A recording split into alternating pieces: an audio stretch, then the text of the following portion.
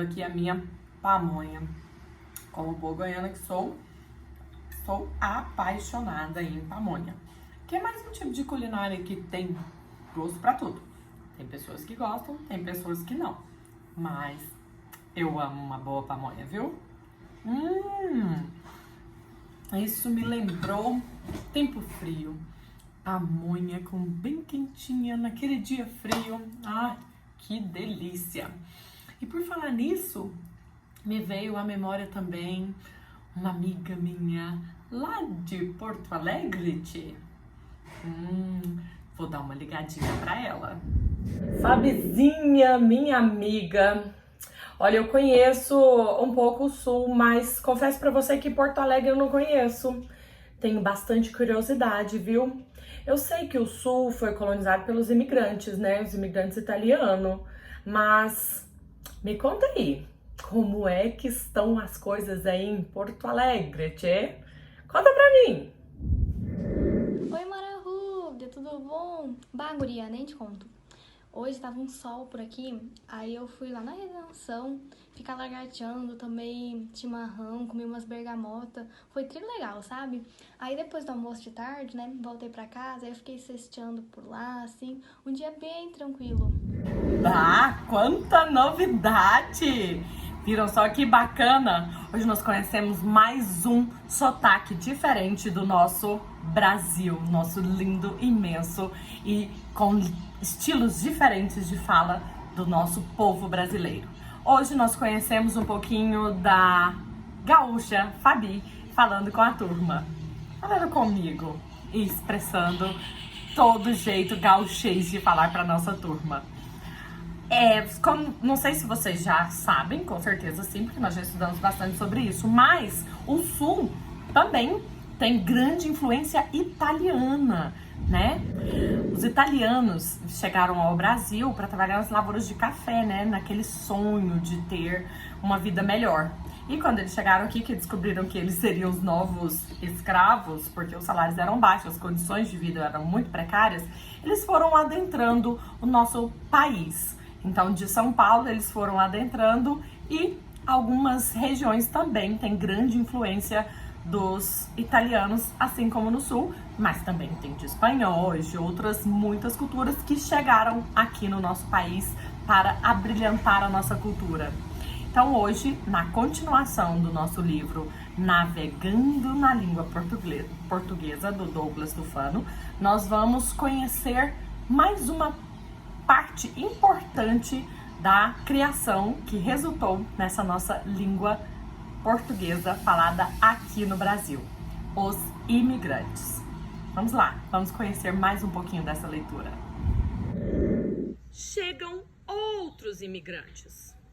Os imigrantes são pessoas que saem de seus países de origem e vão viver em outro lugar. Geralmente, eles deixam seu país natal porque estão passando dificuldades. Por isso, procuram uma vida melhor em outro país. De 1500 a 1800, praticamente só imigrantes portugueses vieram para o Brasil. Um total aproximado de 700 mil pessoas. De 1800 a 1900, imigrantes portugueses continuaram chegando. Mais gente de outros países da Europa, principalmente da Alemanha, Espanha e Itália, também vieram ao Brasil em busca de melhores condições de vida. Depois de 1900, chegaram também sírios, turcos e japoneses, além de grupos menores de vários outros países. Então aqui, ó, tem uma família italiana que chegou em São Paulo. Aqui também tem uma família de imigrantes japoneses que foi também para São Paulo. E aqui são imigrantes alemães que também foram para São Paulo. Viu só? A população brasileira não tem apenas uma origem. Ela é composta de descendentes de pessoas de diferentes regiões do mundo. A presença desses imigrantes contribuiu para provocar ainda mais mudanças no jeito de falar do brasileiro. Aos poucos, conforme o lugar onde os imigrantes iam morar, a língua portuguesa falada no Brasil também ia se modificando e ganhando jeitos ou sotaques diferentes de região para região. Hoje, você percebe facilmente, por exemplo, que um gaúcho não fala como um baiano, um carioca não fala como um paulista, Um pernambucano não fala como um paranaense. Além do ritmo, da sonoridade da fala, há várias palavras que são usadas num lugar e desconhecidas em outro. Vamos ver se você sabe o que significam essas palavras e quais delas são usadas na sua região. Jegue, burro. Em algumas regiões fala-se jegue, em outra fala-se burro. Mandioca e macaxeira. Aqui em Goiás nós falamos mandioca, né?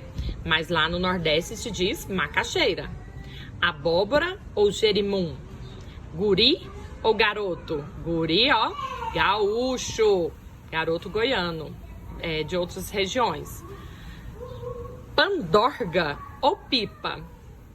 E aqui em Goiás nós ainda chamamos de raia, né? Tem algumas regiões de Goiás, algumas partes de Goiás que chama pipa de raia.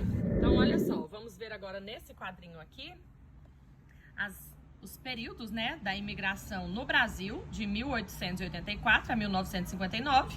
As nacionalidades que chegaram aqui no Brasil: os alemães, de 1884 a 1903, chegaram 28.976. Entre 1904 e 1959, 146.946. Espanhóis, 215.258 e, por outro período, já duplicou essa quantidade. Também vieram italianos, olha só quantos italianos. Os italianos vieram mais na época do café, né?